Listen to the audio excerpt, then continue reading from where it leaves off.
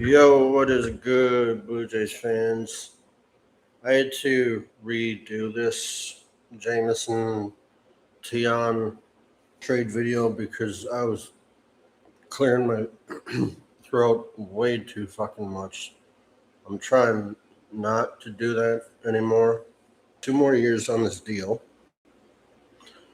We only gave up cash consideration.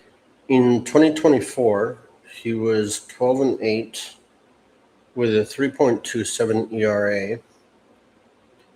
28 games played, 28 games that he had put in and started. Focus on his 2024 and 2025 stats. I think that's the version that he can get back to with Pete Walker, because Pete Walker is a genius when it comes to taking pitchers under his wing from dust to a diamond in the rough, from turning what looks like a bad trade into a great trade on the field. In 2025, he was 11-7, a slightly higher ERA with a 3.68. Still 23 starts, 23 games.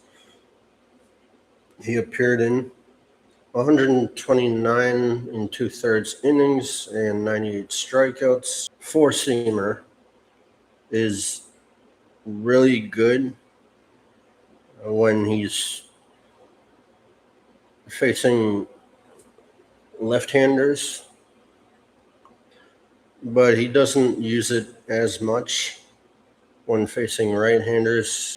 And I know stats don't tell everything about a pitcher, but they're a good way to evaluate pitchers. Okay, he has 6 pitches that he can use, but really he only has 3 that he uses half of the time, because the changeup, curveball, and sinker are a bit hit and miss, no pun intended. The velocity can go up to 96%, 91 miles per hour. And he's not the fastest pitcher. Like, he won't strike out the world. He's had an up and down career, but it doesn't bother me as much because he's had a lot more good years than bad. And no player ever stays invincible forever. Now, this is what I like most about him. His pitching run value, fastball run value in 2024 was up in the 90s of percentile. They were great. And the walks have been a huge problem for a couple of the Jays starters. There has been more bad performances from our starting 5 rotation than good.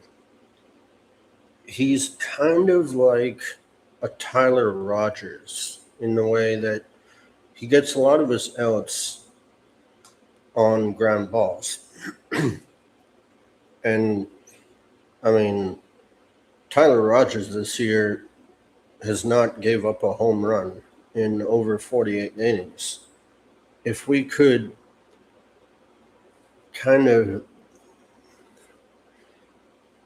if he could be a Tyler Rogers 2.0, then when he's healthy, he's unstoppable. But when he's not, you see the regression.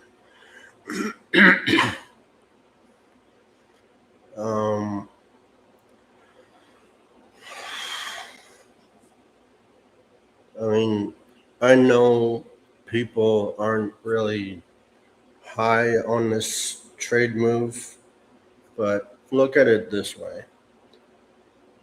Ross Atkins is known for taking receiving starters who, wherever they came from or got traded from, didn't look really sexy on Baseball Savant. But then when Pete Walker steps in, they look so much better than when they came into the organization, whether free agency or via trade. I mean, look at uh, look at Dylan Cease. He was known for walking a lot of batters, and the Blue Jays signing the worst contract last free agency. And now he's top 5 in Cy Young votes and could even win the Cy Young for the first time in his career. And he was an all-star starter for the first time in his career. So we have seen how Pete Walker can turn something really ugly into something beautiful. And I think that's why Mark and Ross traded for him, not just because he got DFA'd back in July 27th or maybe June 27th. This year has been a total crap year because he's been in and out of the lineup, and he's been on and off injured. When he's come back from injury, sometimes he looks great, sometimes he doesn't look so great. And every pitcher in the league goes through these stretches where even when you come back from an injury, you're not all the way healed. And you're not just going to go back to what you were when you were healthy. It takes time to revamp and gather yourself, and you got to get back into pitching bullpens, rehabbing whatever ailments you might have had. And there's a whole mechanical way of thinking about baseball that a lot of people, myself, don't fully understand. How a pitcher can look so great one day and look so bad.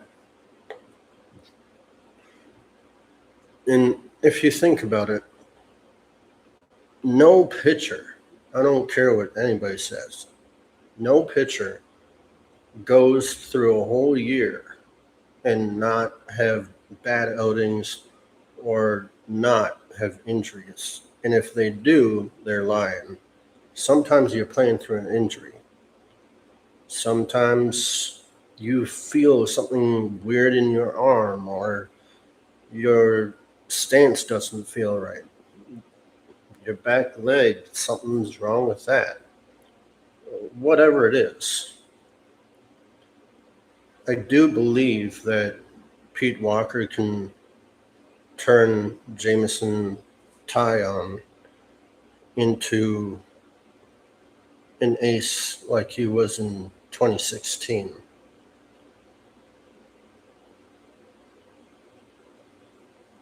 Because we have living proof.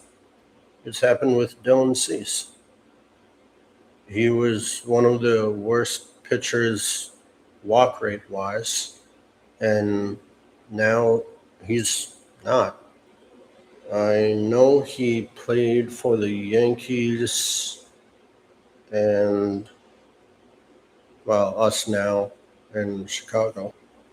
So you gotta listen to my soothing voice for now. I might do a video. I'll probably do a couple of videos later, and that will there will be uh, a tribute to Kevin Gausman. I think that's about it for now. I've tried waiting for the pitcher or whoever in this trade to be named, but I don't got all day, and that's why I'm just guesstimating who it could be. I truly do believe that we can turn a bad situation into a good one.